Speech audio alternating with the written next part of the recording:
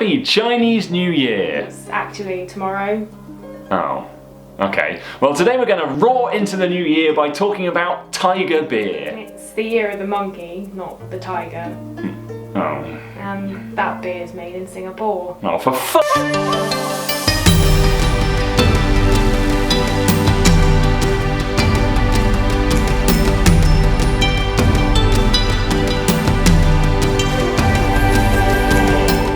Welcome to Pint Size and Happy Chinese New Year, everybody. We've already spoken about China and the world's best-selling beer, snow beer. So today we're moving on to tiger beer, just because they make frickin' awesome limited edition bottles. So here is their story. In 1932, Malayan Breweries Limited created their first batch of tiger beer, designed to be a refreshing beer for the hot tropical climate. By 1939, Tiger had won its first international beer medal, the first of 40 that it would win throughout its history.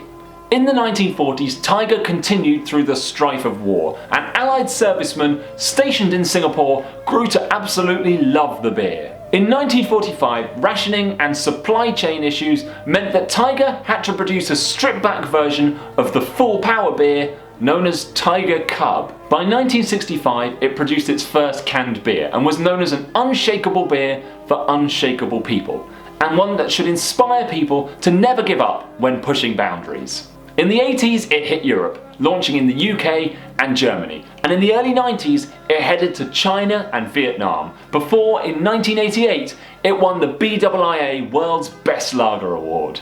And in 2007 it celebrated its 75th anniversary, with beers on shelves of over 60 countries. Since the 1930s, it's run a slogan, "It's time for a tiger," and Anthony Burgess, the writer behind A Clockwork Orange, even named his first ever novel Time for a Tiger, as it was popular where Burgess was working at the time.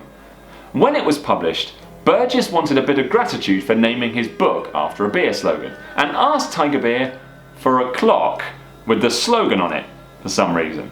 Tiger declined and refused to offer him any free gift whatsoever. However, 14 years later, when Burgess was a superstar international writer, Tiger relented and offered him free beer anytime he came to Singapore. Sadly, Burgess declined, stating, "It was too late. I had wholly become a gin man."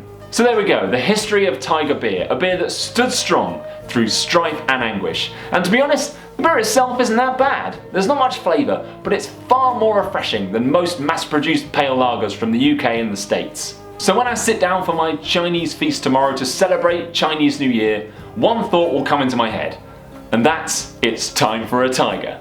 Thanks for watching, and I'll see you next time.